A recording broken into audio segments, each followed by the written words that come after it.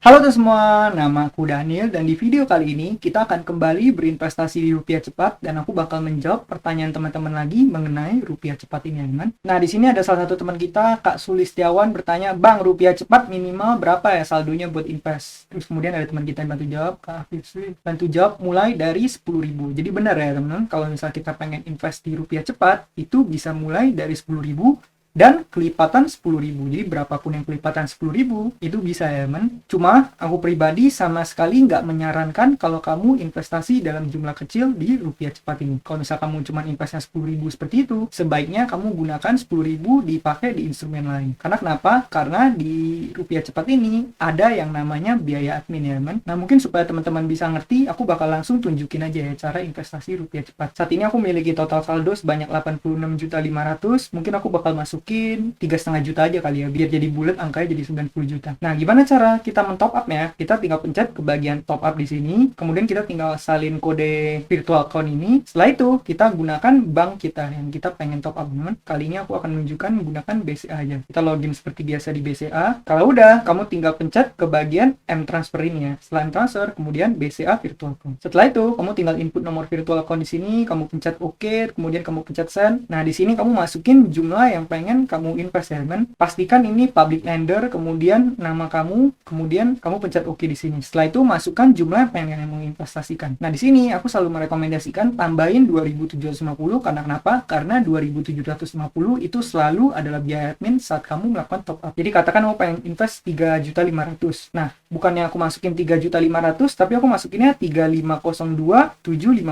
supaya 2.750-nya dipotong, terus kita angkanya jadi bulat dan kita bisa melakukan pendanaan dengan kelipatan 10.000. Itu tujuannya, teman. Ya udah, kita tinggal pencet OK di sini. Setelah itu kita tinggal pencet OK. Kemudian masukkan PIN kita seperti biasa. Kalau udah, kamu tinggal pencet OK, kemudian bakal ada notifikasi seperti ini, M-Transfer berhasil. Nah, kalau misalnya kita back ke rupiah cepatnya, sekarang saldo yang dapat digunakan jadi 3,5 juta ya, teman. Dan sekarang total asetku udah menjadi 90 juta. Nah, di sini kita bakal mencoba investasi, tapi aku bakal investasi dari website. Nah, kalau kamu udah ikutin video aku sebelumnya, aku udah ngasih tahu bahwa ini sebenarnya beda ya, teman. Pendanaan dari website sama pendanaan dari PC. Jadi aku bakal login dulu seperti biasa. Nah, kalau misalnya kamu udah berhasil login seperti ini kan total saldoku udah jadi 3,5 juta. Gimana kalau kamu pengen melakukan pendanaan? Kamu klik ke bagian rupiah cepat ini, kemudian di sini kamu pilih tenor yang pengen kamu investasikan. Katakan di sini ya. Kemudian saya mengerti. Nah, di sini kalau misal kamu invest 10.000, kamu juga bisa, teman nih. Kamu invest 10.000, tapi kalau misal kamu pencet berikan pinjaman di sini, kamu lihat ya, return yang kamu dapatkan ada di angka Rp468. Jadi setelah kamu nunggu 3 bulan, setelah kamu nunggu 3 bulan, 10.000-mu menjadi 10.468. Nah, buat Kak Sulistiawan, kenapa aku nggak rekomendasiin? Karena kamu investasi 10.000, kamu dapat return Rp400. Tapi, kamu bakal dikenakan potongan 2.750. Karena kenapa? Karena kamu ingat bahwa setiap kita melakukan top up, seperti yang aku tadi tunjukin, ada potongan 2.750. Kalau gitu artinya apa? Artinya besar pasak daripada tiang. Lebih besar pengeluaran kita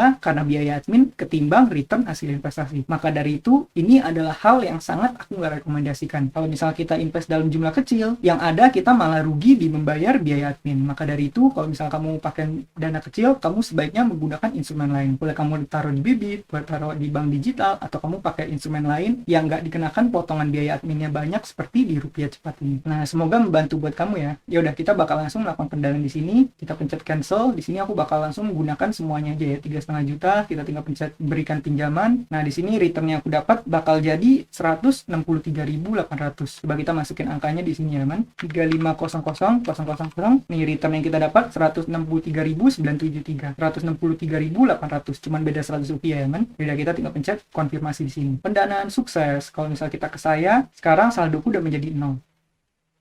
Nah, kalau misal kamu login di rupiah cepat website, kamu bakal di-kick secara otomatis di yang rupiah cepat yang di HP ini. Kalau kamu login lagi yang di HP, kita kasih contoh ya. Nah, setelah aku berhasil login yang di HP ini, kalau misal kita lihat aku udah berhasil login. Kita reload di yang halaman website, di sini kita juga bakal di-kick secara otomatis. Nih, kamu lihat ya, di website aku langsung di-kick secara otomatis. Yang artinya, rupiah cepat ini hanya mengizinkan satu device dalam satu waktu ya. Kamu login di PC, yang di HP bakal di-kick. Kamu login yang di HP, yang di PC bakal di-kick. Karena mereka udah terintegrasi ya, teman. Jadi buat Kak Sulis Setiawan tadi udah terjawab ya. Semoga ini bisa membantu kamu ya. Berikutnya dari Kak Afif Miftahul, untuk Kak sendiri modal pendanaan di seluruh P2P lendingnya, diversifikasi pendanaan baiknya langsung banyak atau disebar nominal kecil-kecil. Contoh modal 50 juta langsung atau nominal kecil-kecil 1 jutaan. Nah, kalau menurut aku pribadi, sebaiknya kamu melakukan diversifikasi, tapi diversifikasinya jangan sampai terlalu luas. Karena kalau misalnya terlalu luas, kamu bakal puyeng sendiri kontrolnya. Misal kamu punya uang nih 50 juta. Kalau kamu masukin 1 juta katakan di 50 P2P lending yang berbeda, apa yang terjadi? Akhirnya kamu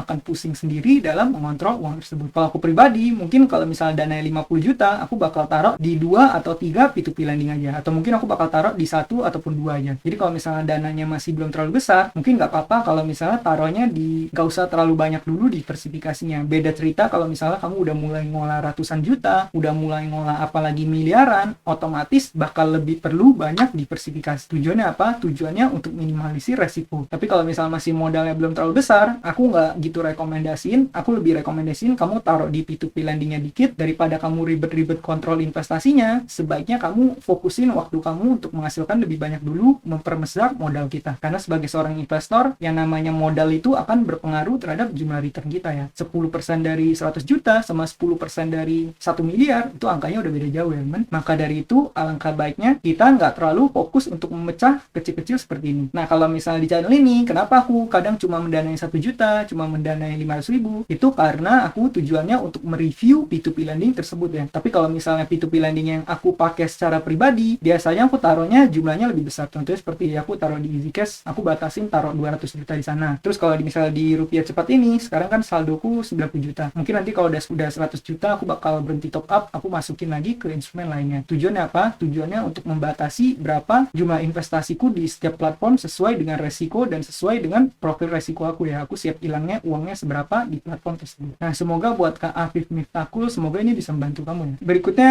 dari Kak Supriyanto Jin, bunga yang tertera nggak fix tahunan ya. Misal dibilang 15,5%, tapi kenyataannya hanya 11%. Nah, mungkin kalau misalnya jawabannya adalah yang tertera itu fix ya. Jadi kan tadi kita udah melakukan coba pendanaan ya, sebanyak 3,5 juta, dan yang kita dapatkan angkanya bener ya, yaitu 163.000. Nah, kalau misal kamu bingung gimana cara hitungnya adalah pendanaan kamu dikalikan tenornya, dikalikan dengan bunga, dibagi dengan 365 nih. Kamu bisa lihat rumusnya di sini ya, teman. Mungkin ini aku perkecil sedikit supaya lebih kelihatan jelas. Ini aku udah masukin perhitungannya di sini ya, teman. Nih contoh, kalau misalnya kita buka portoku yang sebelumnya kan aku mendanai sebanyak 6 juta. Nih kamu lihat ya, 6 juta kita masukkan ke hitungan ini, tuh angkanya ada di angka 281.000 sekian. Kalau misalnya kita buka, nih nanti returnnya aku dapat 280.000 juga ya, teman. Yang artinya hitungan ini benar ya. Cuman biasanya emang angkanya itu agak sedikit miss. Entah kenapa di rupiah cepat emang angkanya sedikit off gitu ya. Beda kalau misalnya kita hitung di asetku atau EasyCash, biasanya hitungannya lebih pas, bulat, angkanya persis. Nah, tapi kamu perlu ingat bahwa kalau misalnya kita mendanai di yang web sama yang di mobile, itu pengembaliannya agak beda. Kalau misalnya kita mendanai di web ini, pengembaliannya adalah di akhir tenor, kita ambil tenor yang katakan 3 bulan, nanti di akhir 3 bulan itu, setelah jatuh tempo, baru kita mendapatkan dana pokok plus return hasil investasi. Sedangkan yang di mobile, itu kita dapat dana pokok plus returnnya dan dicicil selama setiap 2 minggu ya, setiap 15 hari. Kalau misal kamu bingung gimana perhitungannya, kamu bisa cek di video sebelumnya yang membahas tentang rupiah cepat web vs rupiah cepat mobile, teman. Aku udah tunjukin perhitungannya di sana lebih lengkapnya, grafiknya seperti ini, tapi kamu bisa cek di video sebelumnya itu untuk lebih lengkapnya lagi. Buat Kak Supriyanto Jin, semoga ini bisa membantu kamu ya. Kalau misalnya masih bingung, kamu boleh tulis di kolom komentar, aku bakal bantu jawab.